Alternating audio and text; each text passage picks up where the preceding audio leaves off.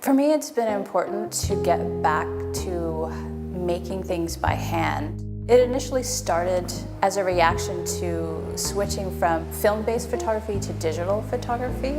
I started by exploring collage, working once a week in a moleskin sketchbook, and doing this in parallel actually with photography projects. And then that sort of led to doing altered book sculpture, and the altered book sculpture eventually evolved into paper-based work. There's something about working with paper and being very hands-on, being intimate with your materials that's what craft is about as opposed to art. My name is Rachael Ashe. I'm an artist and maker, and this is Designed to Speak. The paper cutting work that I do, it's all spontaneous process. None of it is preconceived, none of it is drawn. It's all drawn with the knife, and the design is developed as I go along.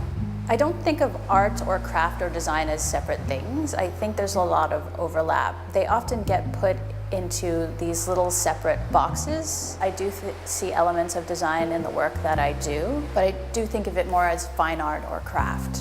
All these skills are interconnected and kind of fires up your brain in different ways. Don't be afraid of technology, but also use it in complement with hands-on making. And you can do interesting things when you bring design, technology, art, craft together. There's a lot of potential for artists to embrace technology like 3D printers. That allows artists and crafters and designers to sort of reproduce something quickly, see how it's going to work, and then go back and work it through by hand. I've also more recently explored laser cutting, so taking my hand-cut pieces of paper, digitizing them, and then having them laser cut and reproduced in different materials, like more resilient materials than paper is. I feel like there's a renaissance in design right now in terms of craftsmanship. There's more people that are embracing things like handmade lettering, letterpress printing. People have reached a point with technology where it's not satisfying enough on its own, that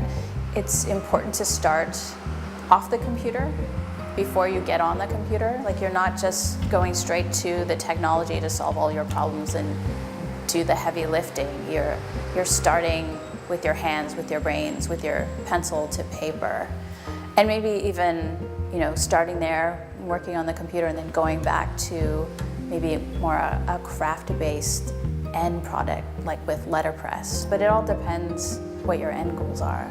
A lot of people, when they see the work that I do, they actually take it for granted that it's laser cutting, then it's handmade. And there's other work that I've seen by artists around town, and their work is so meticulous and perfect that it almost looks like there's a digital element to it, but it's actually handmade work, hand-drawn work, and mine is hand-cut work. And it's sort of funny that people assume technology before hand making, as if technology is better at creating this perfection than the human hand is.